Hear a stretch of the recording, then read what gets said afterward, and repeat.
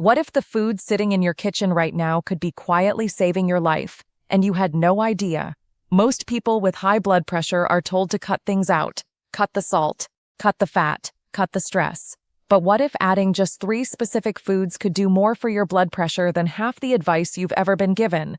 That question is about to change how you eat, how you feel, and maybe even how long you live. Before we go any further, if this kind of information matters to you, do something small right now. Hit that like button, subscribe to this channel, and share this video with someone you love who might need it. Because what you're about to learn isn't just fact. It's real, it's important, and it could genuinely help someone you care about. Now let's get into it. High blood pressure is called the silent killer for a reason. It doesn't hurt. It doesn't announce itself. You don't feel it building. You just go about your day, eating, working, sleeping, while the pressure inside your arteries keeps climbing. And one day, without warning, it creates a crisis, a heart attack, a stroke, a hospital room you didn't plan to be in. This is the reality for hundreds of millions of people around the world. In fact, according to the World Health Organization, over 1.28 billion adults globally are living with hypertension right now, and nearly half of them don't even know it. That's what makes this conversation so urgent, because the solution isn't always in a pill bottle. Sometimes it's in your grocery bag. Now, before we talk about the 3 foods, let's talk about why potassium matters so much to blood pressure. Most people have heard that sodium raises blood pressure. They've been told to eat less salt, use less seasoning, read food labels, and yes, sodium does play a role. But what most people are never told is that sodium doesn't work alone. It has a direct opponent inside your body, a mineral that fights back against sodium every single minute of every single day. That mineral is potassium. Here's how it works. Your kidneys are constantly filtering your blood. Their job is to decide what stays and what gets flushed out. When sodium levels go up, your kidneys hold onto water to try to balance things out. That extra water increases the volume of blood in your vessels. More volume means more pressure. That's the basic mechanism behind high blood pressure. But potassium changes the game. When you have enough potassium in your system, it signals your kidneys to release more sodium through your urine. Less sodium means less water retention. Less water retention means lower blood pressure. It's almost like potassium is the peacekeeper your body has been waiting for. On top of that, potassium directly relaxes the walls of your blood vessels. When your vessel walls are tense and tight, blood has to push harder to get through. That creates pressure. When those walls relax, blood flows more easily, and pressure naturally drops. Potassium helps make that happen at the cellular level. And so the question isn't just, is potassium good for me? The real question is, are you getting enough? And the honest answer for most people is no. Studies consistently show that the majority of adults in developed countries fall far below the recommended daily intake of potassium, which sits at around 2,600 to 3,400 milligrams per day depending on age and gender. Most people are getting less than half of that. And that gap, that daily potassium deficit, may be one of the biggest invisible drivers of high blood pressure in the modern world. So which foods do you turn to? There are many potassium-rich options out there, but 3 of them stand out. Not just because of their potassium content, but because of how they work together with other nutrients in your body to create a powerful, measurable effect on blood pressure. Let's go through each one. The first food is the sweet potato. And if you've been underestimating this humble root vegetable, it's time to take another look. A single medium-sized sweet potato contains roughly 540 milligrams of potassium. That's already a solid contribution toward your daily target, but the potassium is only part of the story. Sweet potatoes are also rich in magnesium, and magnesium is potassium's closest ally when it comes to blood pressure. Magnesium helps relax and dilate blood vessels, similar to what potassium does, but through a slightly different biological pathway. Together, potassium and magnesium create a kind of double action inside your arteries. They both work to keep your vessel walls relaxed and your blood flowing smoothly. Sweet potatoes are also loaded with fiber. This matters because fiber slows down digestion, which prevents sharp spikes in blood sugar. Blood sugar spikes trigger the release of insulin. High insulin levels cause your kidneys to retain more sodium. And as we already discussed, more sodium means more water retention and higher blood pressure. So by slowing that whole chain of events, the fiber in sweet potatoes quietly helps keep your blood pressure more stable throughout the day. Then there's the beta-carotene, the orange pigment that gives sweet potatoes their distinctive color. Beta-carotene converts to vitamin A in your body, and emerging research suggests it has antioxidant properties that may reduce inflammation in blood vessel walls. Chronic low-level inflammation is now recognized as a key factor in the development and worsening of hypertension. So every bite of sweet potato is doing multiple things at once. And here's something practical. Sweet potatoes are incredibly versatile. You can bake them, steam them, mash them, or roast them with a drizzle of olive oil and some herbs. You don't need butter. You don't need added sugar. They're naturally sweet, naturally filling, and naturally therapeutic. Eating one medium sweet potato 3 to 5 times per week can make a real, measurable difference in your blood pressure over time, especially when combined with other potassium-rich foods. One important note: if you're managing kidney disease, high-potassium foods need to be approached carefully, because damaged kidneys can struggle to process potassium efficiently. Always talk to your doctor before making major dietary changes, especially if you have existing health conditions. That's not a disclaimer just to say it. That's genuinely important information. The second food is the banana. Now, before you say, "I already know bananas have potassium," stay with me, because what most people don't know about bananas goes much deeper than that. A medium banana contains around 422 milligrams of potassium.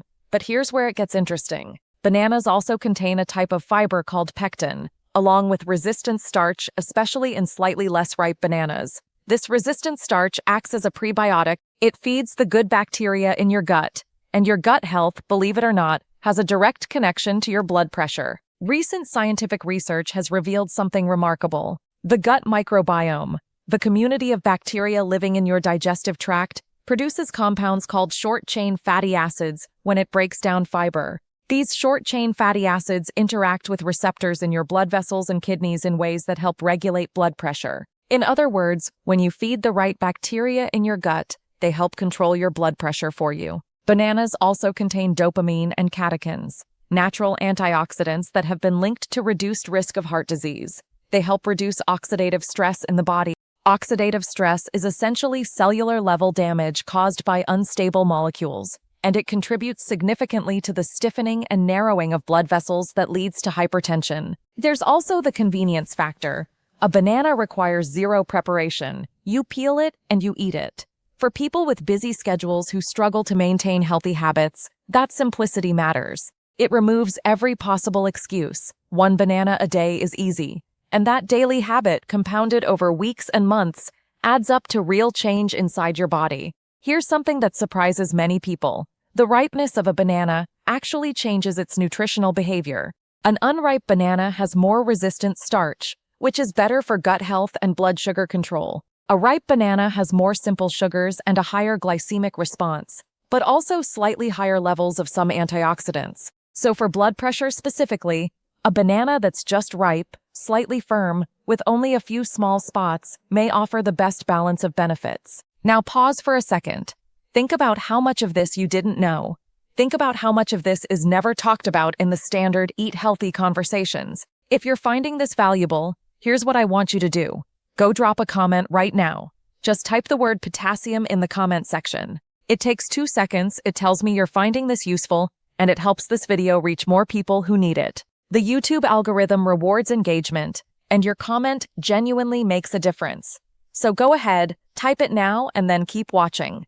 The third food is one that might genuinely surprise you. It's not a fruit, it's not a starchy vegetable. It's leafy and green and often pushed aside on the plate. It's spinach. And the case for spinach when it comes to blood pressure is honestly one of the most powerful nutritional arguments you'll ever hear. A single cup of cooked spinach delivers an extraordinary 839 milligrams of potassium. That's more than almost any other whole food on this list. But the potassium is just the beginning of what spinach does for your cardiovascular system. Spinach is one of the richest dietary sources of nitrates, not the artificial kind used in processed meats, but natural, plant-based nitrates that your body converts into nitric oxide. And nitric oxide is one of the most important molecules in your entire cardiovascular system. Here's why. Nitric oxide acts as a signaling molecule. It tells the smooth muscle cells surrounding your blood vessels to relax. When those muscles relax, the vessels widen. When vessels widen, blood flows through with less resistance. Less resistance equals lower pressure. This is actually the same biological pathway that many blood pressure medications are designed to target. But spinach does it naturally, through food. In fact, a well-known study published in the journal Hypertension found that dietary nitrate supplementation, essentially giving people concentrated plant nitrates, led to meaningful reductions in both systolic and diastolic blood pressure within just a few hours. Spinach, along with beetroot, is one of the highest natural sources of these nitrates. Spinach also contains folate, or vitamin B9. Folate plays a crucial role in breaking down a compound called homocysteine in the blood. Elevated homocysteine levels are strongly associated with damage to the inner lining of blood vessels, the endothelium, which is the same lining that needs to stay smooth and flexible to allow blood to flow freely. When homocysteine damages it, vessels become stiffer, narrower, and more prone to plaque buildup. Folate from spinach helps prevent that from happening. And then there's the magnesium again. Spinach is also an excellent source of magnesium, giving it that same vessel-relaxing synergy that we saw with sweet potatoes. The combination of potassium, nitrates, folate, and magnesium in a single food is genuinely remarkable. There are not many foods on earth that do so much for your blood pressure in such a concentrated package. Now here's a practical insight that many people miss. Cooking spinach dramatically reduces its volume, which means you can eat far more of it in one sitting than you could if you ate it raw. 1 cup of raw spinach cooks down to just a few tablespoons, so when you sauté spinach with a little garlic and olive oil, you can easily consume 3 or 4 cups worth in a single serving, which gives you an enormous potassium and nitrate payload. Blend it into a smoothie, add it to soups, fold it into eggs, stir it into pasta. Spinach disappears into almost any dish, delivering its benefits quietly and efficiently. The thing that ties all 3 of these foods together, sweet potatoes, bananas, and spinach, is that they don't just address one piece of the blood pressure puzzle. They each work through multiple mechanisms simultaneously. They're not single-ingredient solutions. They're complex, layered, natural tools that work with your body's own systems rather than forcing an outcome the way a drug does, and that matters for long-term health. But here's the part that most videos don't talk about. Eating potassium-rich foods is powerful, but context matters enormously. Let's talk about that. The first context is sodium balance. Potassium works best when your sodium intake is under control. You don't have to eliminate salt entirely. But if you're eating processed foods, fast food, canned soups, deli meats, and packaged snacks regularly, you're likely consuming anywhere from 2 to 5 times more sodium than your body needs. No amount of potassium can fully compensate for that kind of sodium overload. So think of potassium not as a cure for a bad diet, but as a powerful amplifier of a reasonably good one. The second context is hydration.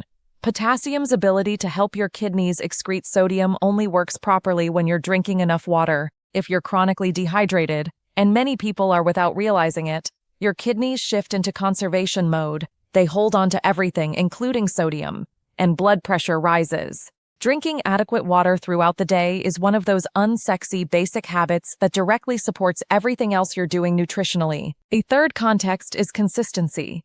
Blood pressure doesn't change overnight.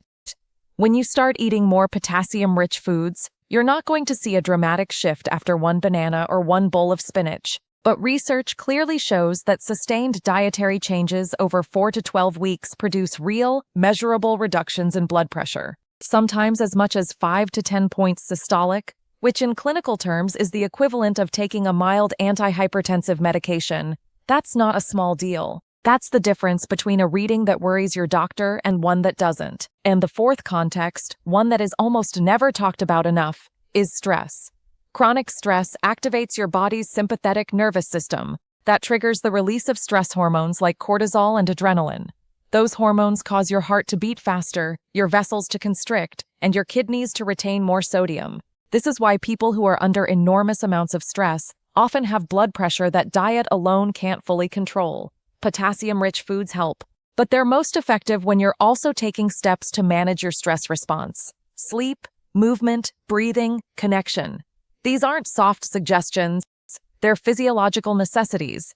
Now let's talk about something that brings all of this together in a way that's truly empowering. Because the point of this entire conversation isn't to overwhelm you with biology, it's to give you something actionable, something you can actually use starting today. So here's a simple framework. Call it the potassium protocol. In the morning, have a banana with your breakfast, whatever that looks like for you. It could be oatmeal, eggs, yogurt, or even a smoothie where you blend the banana in. At lunch or dinner, include spinach in at least 1 meal, sauté it, blend it, Toss it into whatever you're already eating. And 2 to 3 times per week, swap your regular side dish, your white rice, your white bread, your regular potato, for a baked or steamed sweet potato. That's it. That's the starting point. You're not overhauling your entire diet. You're making 3 specific, strategic additions that your body will feel within weeks. And as those habits build, as your potassium intake rises and your vascular health improves, you'll find that other healthy habits become easier too, because that's how the body works. When one system improves, it creates a ripple effect. Think about what it feels like to have blood pressure that's under control. You sleep better. You feel more energized in the morning. You're less likely to wake up with a headache. Your heart isn't working overtime. You're not constantly at the edge of a health crisis.